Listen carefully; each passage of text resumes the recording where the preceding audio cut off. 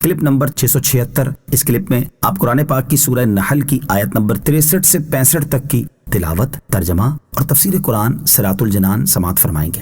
بسم اللہ الرحمن الرحیم۔ ترجمہ: اللہ کے نام سے شروع جو نہایت مہربان رحمت والا ہے۔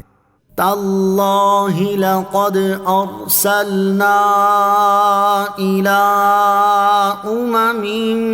من قبلك فزین لهم الشیطان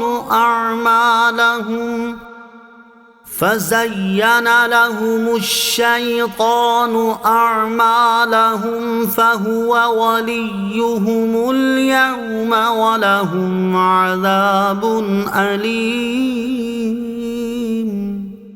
ترجمہ: اللہ کی قسم ہم نے تم سے پہلے کتنی امتوں کی طرف رسول بھیجے تو شیطان نے لوگوں کے لیے ان کے اعمال کو خوشنما بنا دیا، تو آج وہی ان کا ساتھی ہے اور ان کے لیے دردناک عذاب ہے۔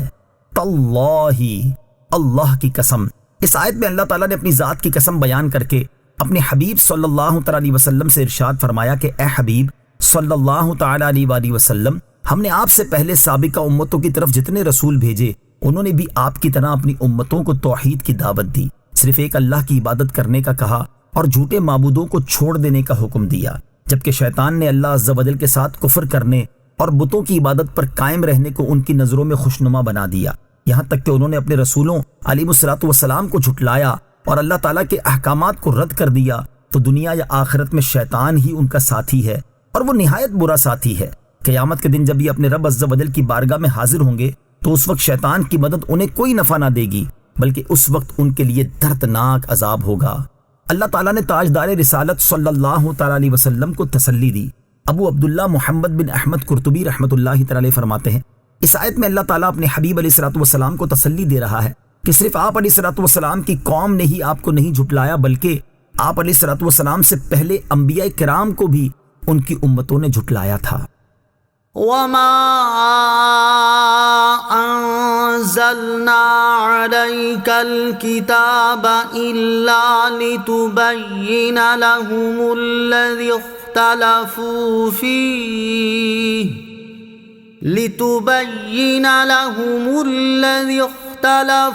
فيه وهدى ورحمة لقوم يؤمنون۔ ترجمہ: اور ہم نے تم پر یہ کتاب اس لیے نازل فرمائی ہے تاکہ تم لوگوں کے لیے وہ بات واضح کر دو جس میں انہیں اختلاف ہے، اور یہ کتاب ایمان والوں کے لیے ہدایت اور رحمت ہے۔ وما انزلنا علیک الکتاب، اور ہم نے تم پر یہ کتاب اس لیے نازل فرمائی ہے، یعنی اے حبیب صلی اللہ تعالیٰ علیہ وسلم، ہم نے آپ پر یہ قرآن اس لیے نازل فرمایا ہے تاکہ آپ لوگوں کے لیے امور دین سے وہ بات واضح کر دیں جس میں انہیں اختلاف ہے، جیسے توحید، عبادات اور معاملات کے احکام وغیرہ۔ یوں آپ کے بیان کے ذریعے ان پر حجت قائم ہو جائے، اور ہم نے قرآن اس لیے نازل فرمایا ہے کہ یہ ایمان والوں کے لیے ہدایت اور رحمت ہے، کیونکہ ایمان والے ہی اس سے نفع اٹھا سکتے ہیں۔ قرآن کریم کے احکام اور حقائق بیان کرنے کا منصب۔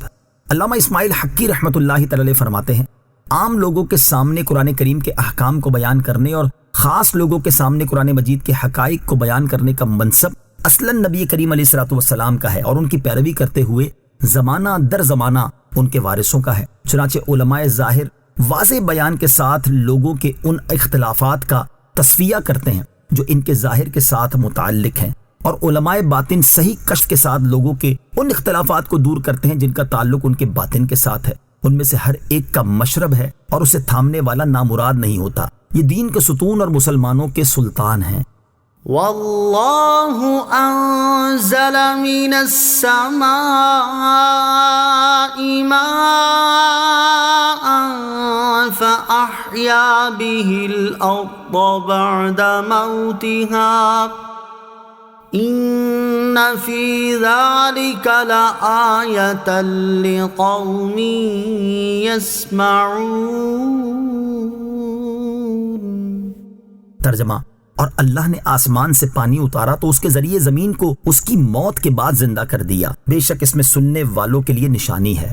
واللہ انزل من السماء ماء، اور اللہ نے آسمان سے پانی اتارا۔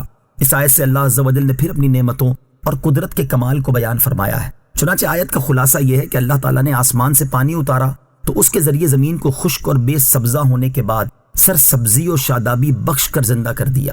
یہ سب اللہ تعالیٰ کی قدرت کی نشانیوں میں سے ہے، لیکن اس بات کو سمجھنا ان لوگوں کا کام ہے جو دل سے سنتے ہیں اور سن کر سمجھتے اور غور کرتے ہیں اور اس نتیجے پر پہنچتے ہیں کہ قادر برحق زمین کو اس کی موت یعنی نشو و نما کی قوت فنا ہو جانے کے بعد پھر زندگی دیتا ہے۔ وہ انسان کو اس کے مرنے کے بعد بے شک زندہ کرنے پر قادر ہے۔